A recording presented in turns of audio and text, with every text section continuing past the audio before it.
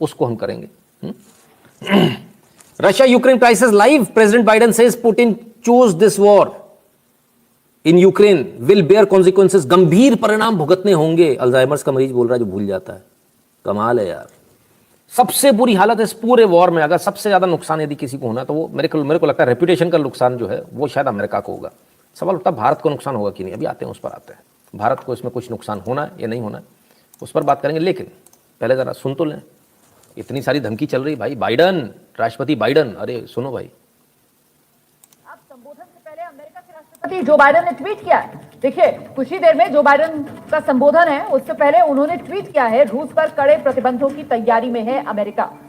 रवैया यूके की तरफ से, इसके बाद कनाडा की तरफ से अपनाया गया है। अब उसी दिशा में अमेरिका की तरफ से भी सख्त पाबंदियों का ऐलान अब से कुछ ही देर बाद जो बाइडन की तरफ से किया जाएगा रूस के खिलाफ। और इस सब के बीच संयुक्त राष्ट्र यूएन ने निंदा की है। रूस का हमला यूएन चार्टर के खिलाफ है, यह संयुक्त राष्ट्र की तरफ से कहा गया है। यूएन ने यूक्रेन को $2 करोड़ की मदद का भी ऐलान कर दिया है। तो जितने ये नाटो देश हैं और इस सब के बीच रूस जो है वो दुनिया भर के देशों के निशाने पर है। रूस पर सख्त पाबंदियों का ऐलान एक के बाद एक ये नाटो देश कर रहे हैं, जिसमें हमने देखा यूके की तरफ से रूस के खिलाफ सख्त सैंक्शंस लगा दी और पहले ट्वीट कर जो बाइडन की तरफ से ये साफ कर दिया गया है जा रहा है। वो लगा रहे हैं सैंक्शन, या इनकी हवाई जहाज रुकने का नाम ही नहीं ले रहे, हेलीकॉप्टर आगे बढ़ते जा रहे हैं। नाटो देशों की तरफ से यही कहा, पहले रूस को मात दी जाएगी, सैन्य कार्रवाई फिलहाल नहीं, विकल्प के तौर पर तलाश रही है नाटो देश।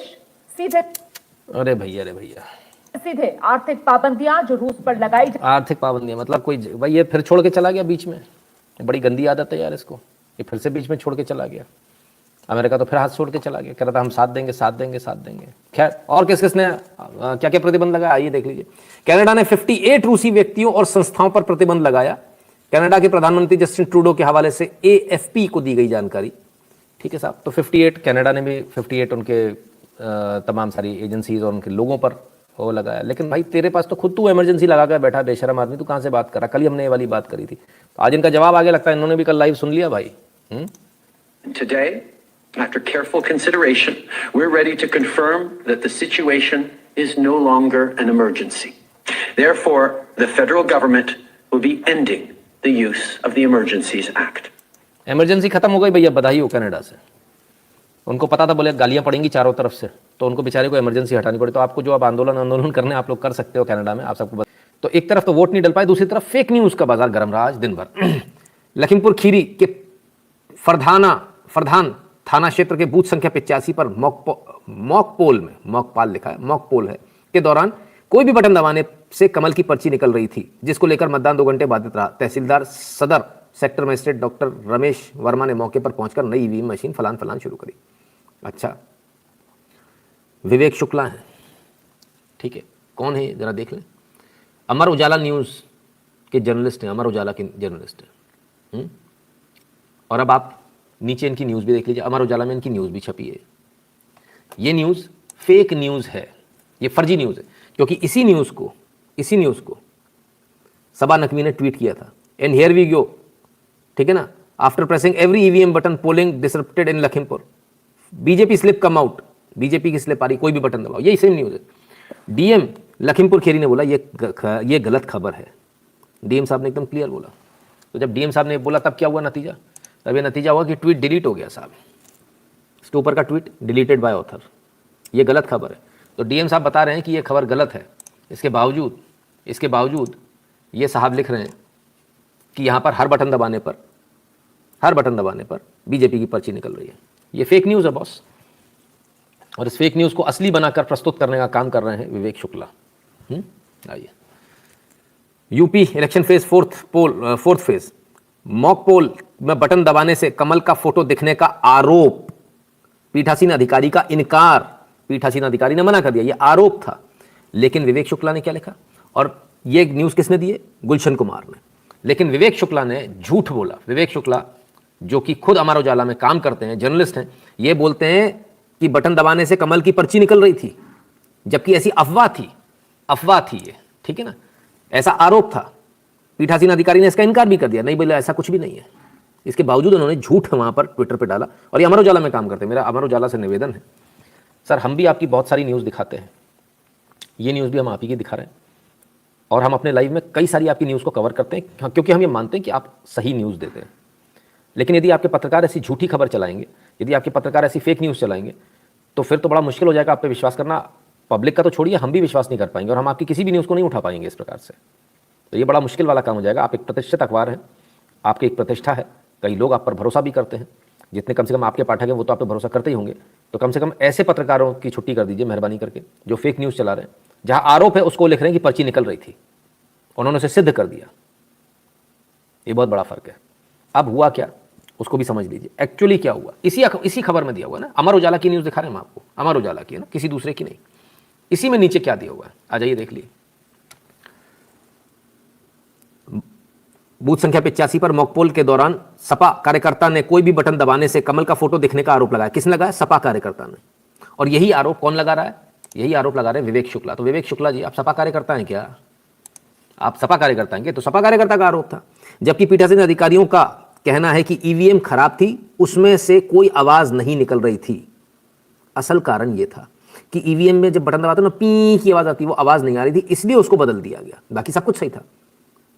और एक अधिकारी की नहीं, अधिकारियों का कहना, एक से अधिक सभी अधिकारियों का एक ही कहना था। तो सपा का जो व्यक्ति था उसने झूठ बोला और उसी झूठ को लेकर विवेक शुक्ला जी आगे चले। तो विवेक शुक्ला जी, दो ऑप्शन है, पत्रकारिता कर लीजिए या दलाली कर लीजिए, या तो समाजवादी पार्टी ज्वाइन कर लीजिए या फिर पत्रकारिता कर लीजिए। ठीक है। मनीष पचौरी जी कहते हैं, गुरु जी क्षमा करना लेकिन पहली बार आपका विरोध करूंगा क्योंकि 22 करोड़ में कुछ 100 का नाम कटा है, लेकिन लाखों जिनका नाम था वो वोट डालने नहीं गए। गाली के हकदार वो हैं, नाबालिग से उनके वोट डलवाने पड़े। मनीष पचौरी जी, ये भी ठीक है, जो नहीं गए वो भी ठीक है, लेकिन जिनके नाम कटे, कुछ 100 का नहीं सर। मैंने कहा ना आपसे, आप बोलेंगे दोबारा यहाँ पोल करा दूंगा, मुझे कोई दिक्कत नहीं है मनीष जी। कल भी हमने पोल किया था, कितने सारे लोगों के नाम कटे थे, और आज अगर आप बोलेंगे तो आज भी मैं दोबारा एक बार बोल देता हूँ। जिन जिन लोगों की आज वोटिंग थी, आज तक सुन लेना, पहले मत शुरू हो जाना। जिन जिन लोगों की आज तक की वोटिंग थी, उनमें से ऐसे कितने लोग हैं जिनके नाम कटे, या जिनके परिजनों के नाम कटे, या जिनके पहचान वालों के नाम कटे, वो यहां नाम कटे लिख दें, अभी मालूम चल जाएगा। ठीक है। ये योगी के खिलाफ एंटी इनकम्बेंसी हो सकती है। एंटी इनकम्बेंसी नाम की कोई चीज़ ही नहीं है जी, दूर दूर तक नहीं है, दूर दूर तक। सच्चाई ये है, और ये बात योगी जी को भी पता चल गई, गड़बड़ हो गई है, उनके लोगों से धोखा हुआ है। ठीक है ना। तो सबको मालूम चल रहा है, नाम कटे, मेरा नाम कटे हैं मेरे घर से, मेरे दोस्त के 3 कटे, नाम कटे। सर देख लीजिए, आपके सामने सिचुएशन है। नाम कटे हैं, ठीक है, चलिए क्लियर है। तो ये फेक न्यूज़ भी फैलाई गई, ये सब कुछ हो रहा है। और अगर सब कुछ सही है, अगर सब कुछ सही है, मान लेते हैं मेरा और वाइफ का नाम कटा, ठीक है, ठीक है, आप समझ गए, काफ़ी सारे हैं, वो गूगल फॉर्म खोलेंगे बाद में, सारे चुनाव के बाद, तब उसको देख लेंगे। और मान लेते हैं कि सब कुछ सही है, जो बीजेपी के कार्यकर्ता, हमारे यहाँ बीजेपी के कार्यकर्ता भी देखते हैं, तमाम सारे लोग देखते हैं, मान लीजिए सब कुछ सही है, तो मुझे एक बात बताइए, कोई ऐसी दुकान देखी है जिसका माल बिक रहा हो, वो डिस्काउंट दे रहा हो? देखी कोई ऐसी दुकान? डिस्काउंट कब मिलता है? अब सर्दी के कपड़ों पे, गर्म कपड़ों पे अब डिस्काउंट मिलेगा, पंखों पे नहीं मिलेगा, कूलर पे अब नहीं मिलेगा, एसी पे डिस्काउंट नहीं मिलेगा, क्योंकि अब सीजन आ गया। ठीक है ना। और जो बिकता हुआ माल होता है ना, उस पर कभी डिस्काउंट नहीं मिलता, जो नहीं बिकता हुआ माल होता है उस पर डिस्काउंट मिलता है। क्लियर है, गलत तो नहीं बोल रहा हूँ? तो अगर सब कुछ सही चल रहा है तो फिर इस चीज की आवश्यकता नहीं है जो अब कहने जा रहे हैं योगी जी। सुनिए। हमने ये भी तय किया है, 10 मार्च के बाद सरकार बनेगी तो उज्ज्वला योजना के हर लाभार्थी को होली और दीपावली में फ्री का रसोई गैस का सिलेंडर भी देंगे।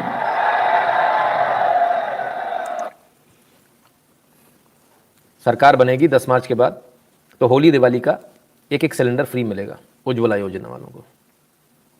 जब आप इतनी अच्छी विनिंग पोजीशन में हो, तब फिर आपको ये करने की क्या ज़रूरत हो गई? बताइए, इसकी क्या ज़रूरत पड़ गई?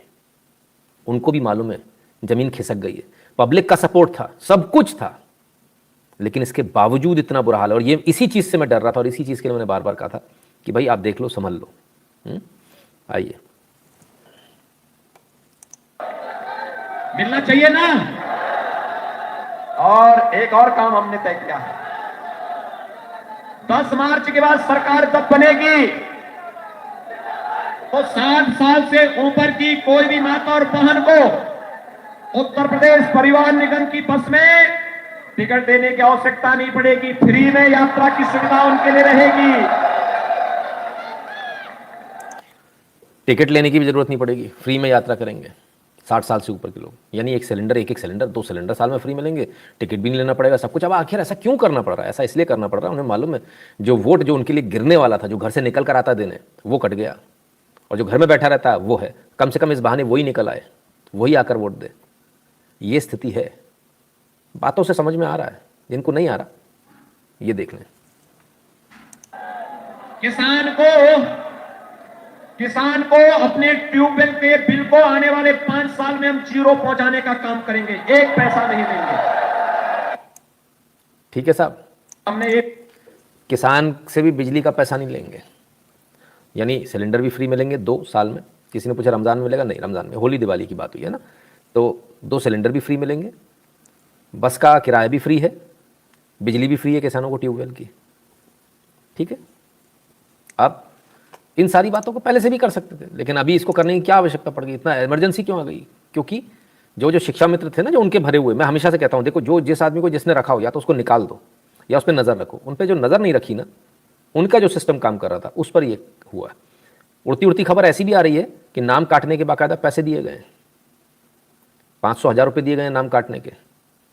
तो नाम काटने की जिन ने काटे वो ले लेके पर्चियाँ पहुँचे, हमने इतने नाम काट दिए, उनके पैसे का पेमेंट भी हुआ है। कितनी सच्चाई है वो वक्त बताएगा, जब इस पर इंक्वायरी होगी तो मालूम चलेगा। तो ऐसा भी हुआ है, उसको भी देखिए। ठीक है ना। खैर, ज़रा लाइक कर दीजिएगा, वीडियो को शेयर कर दीजिएगा अपने मित्रों से। चैनल को सब्सक्राइब करने के लिए बोल दीजिएगा जिन्होंने अभी तक नहीं किया, और बगल वाली घंटी बजा ले, क्योंकि नोटिफिकेशन तभी आएगा जब घंटी बजी होगी बगल वाली, है ना। उसमें 2 एरो बनकर आ जाता है साइड में, और है ना, तो घंटी बजे का निशान दिखने लगता है, हाँ घंटी बज गई। इसके अलावा